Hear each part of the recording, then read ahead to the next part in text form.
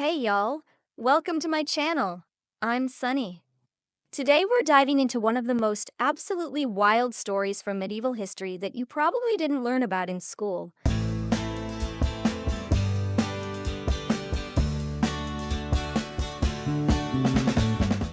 We're talking about Olga of Kiev, and honey, this woman was not playing around. This story would make the writers of Game of Thrones jealous. And a woman who literally became a saint after orchestrating some of the most creative acts of vengeance in human history. I'm not even kidding.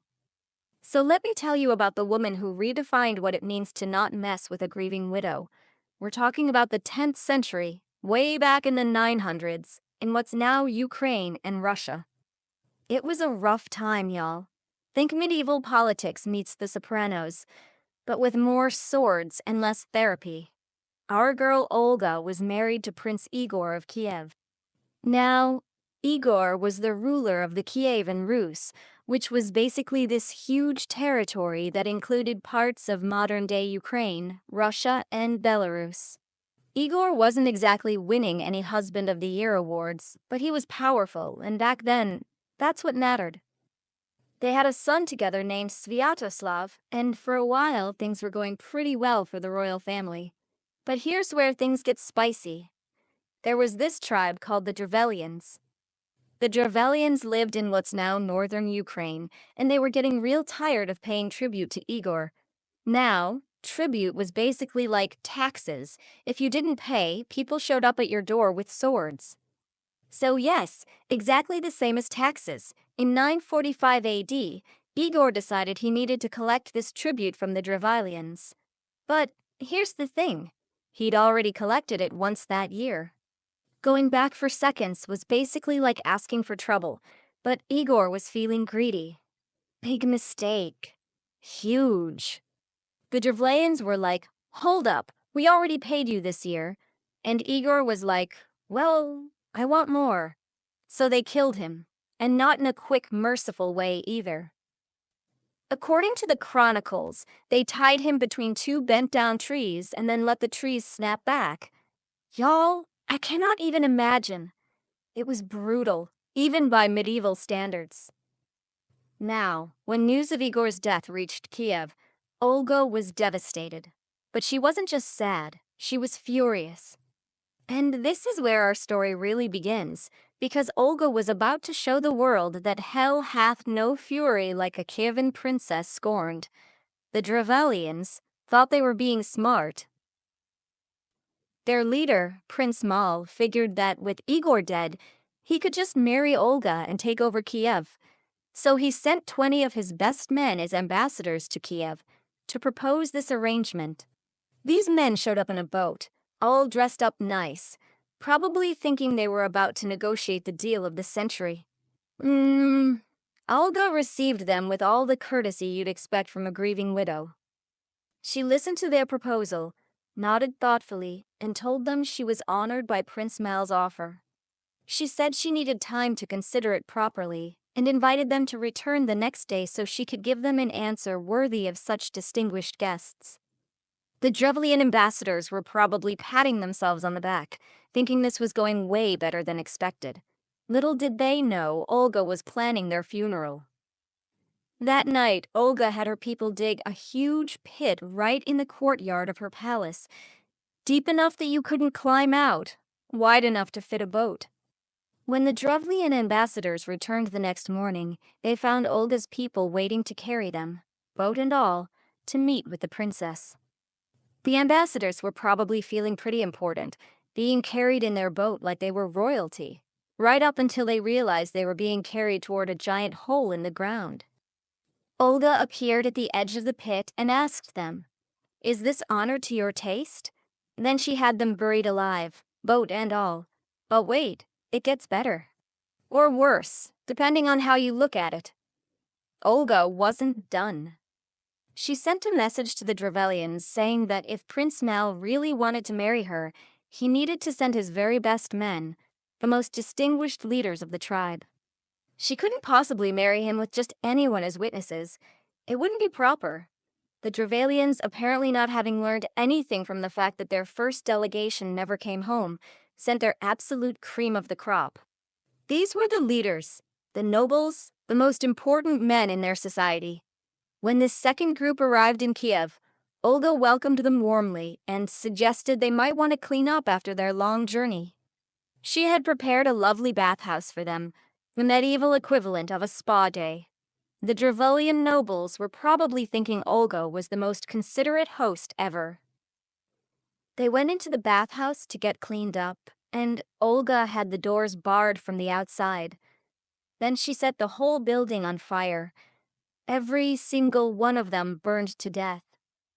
At this point, you'd think the Drevlians might start to suspect something was up.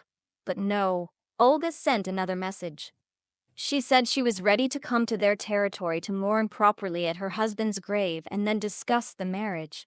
She just wanted them to prepare a funeral feast worthy of Igor's memory. Now, I don't know what they were thinking at this point. Maybe they figured third time's the charm. Maybe they were just really, really optimistic. Whatever the case, they prepared this huge feast for Olga and her retinue. Olga showed up with a small group of attendants, looking every inch the grieving widow. She mourned at Igor's grave, shed appropriate tears, and then joined the Drevlians for the feast they'd prepared. Everyone was eating, drinking, having what seemed like a nice time. When the Drevlians were good and drunk, Olga gave a signal. Her small group of attendants turned out to be warriors in disguise, and they massacred 5,000 Drevlians at that feast. 5,000. That's not revenge. That's a military operation disguised as a dinner party. But even after all that, Olga still wasn't satisfied. She returned to Kiev and came back the next year with an actual army. She besieged the Drevlian capital of Izkorostain for an entire year. The Drevlians were desperate, but they couldn't break the siege. Finally, they sent ambassadors. I know, these people never learned. Begging for mercy. They offered to pay tribute, anything she wanted, if she would just lift the siege. Olga listened to their pleas and then made what seemed like a very reasonable request. She said she didn't want gold or silver. She just wanted a small tribute from each household, 3 pigeons and 3 sparrows from every home in the city. The Drevlians were probably thinking, that's it? Birds? This woman has lost her mind, but hey, if she wants birds, we'll give her birds. Olga accepted the tribute graciously and told them she would lift the siege the next day. That night, Olga had her soldiers attach small pieces of cloth and other material that would later ignite to the birds' legs and released them. Probably a mixture like linseed oil and cotton. What do you think happened? The birds flew home, to their nests in the thatched roofs and wooden buildings of Izkorostain. The entire city went up in flames. As people fled the burning city, Olga's soldiers were waiting. They killed some, enslaved others, and left the rest to pay heavy tribute for the rest of their lives. The Drevlian tribe was essentially wiped out as a political force. After she'd finished her revenge tour, Olga settled down to rule as regent for her young son Sviatoslav, and she turned out to be a pretty good ruler. She reformed the tribute system that had caused all the trouble in the first place, established trading posts, and generally brought stability to the region. But the biggest change came around 957 AD, when Olga converted to Christianity. Now, this was a huge deal. The Kievan Rus were mostly pagan at this time, worshipping various Slavic gods. Christianity was this new religion that was spreading through Europe, but it hadn't really taken hold in Kiev yet. Olga traveled to Constantinople, that's modern-day Istanbul, and was baptized by the Byzantine emperor himself. She took the Christian name Helena and became the first ruler of Kiev to convert to Christianity.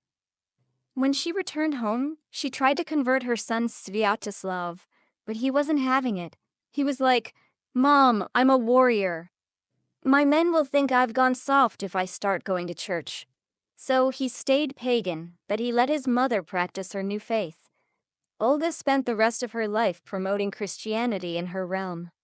She built churches, invited missionaries, and laid the groundwork for what would eventually become the Christianization of the entire Kievan Rus.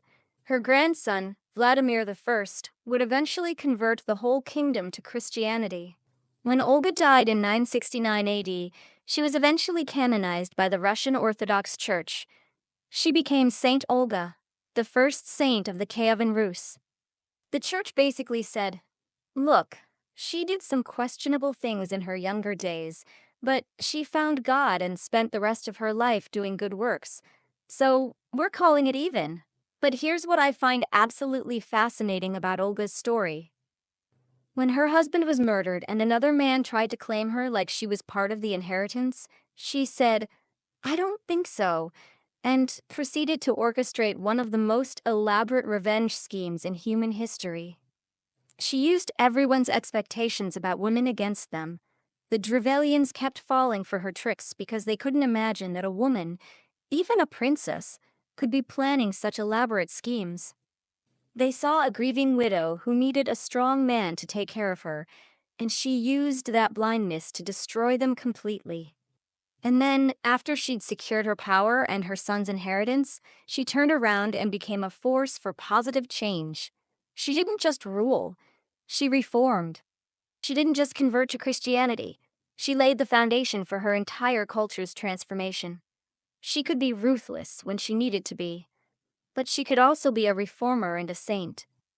She lived in a brutal time that required brutal measures, but she also had the vision to see beyond that brutality to something better.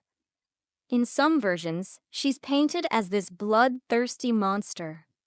In others, she's this saintly figure whose early actions are barely mentioned. But the truth is, she was both. She was a woman who refused to be broken by tragedy and injustice, who used her intelligence and determination to secure her family's future, and who then used that same intelligence to try to make the world a better place.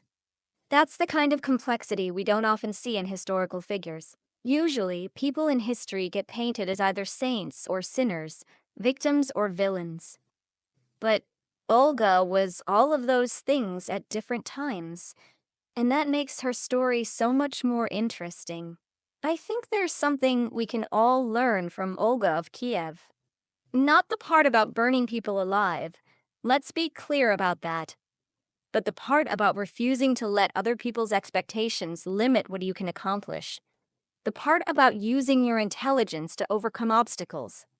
The part about having the vision to grow and change and become better than you were. So, the next time someone tries to tell you what you can't do, remember Princess Olga of Kiev.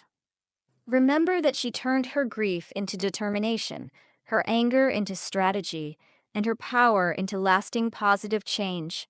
Remember that she became a saint, not despite her past, but because she chose to grow beyond it. And that, y'all, is the absolutely wild story of Olga of Kiev, princess, widow, warrior, ruler, saint, and quite possibly one of the most savage women in medieval history. If you liked this video, please give it a thumbs up. It really helps me out and lets me know you want to see more historical and unique stories. Don't forget to subscribe and hit that notification bell so you never miss when I post new content. And please leave me a comment below. I love hearing from you. What did you think about Olga's story? Do you think her revenge was justified, or did she go too far? Thanks for watching, and I'll see y'all in the next video.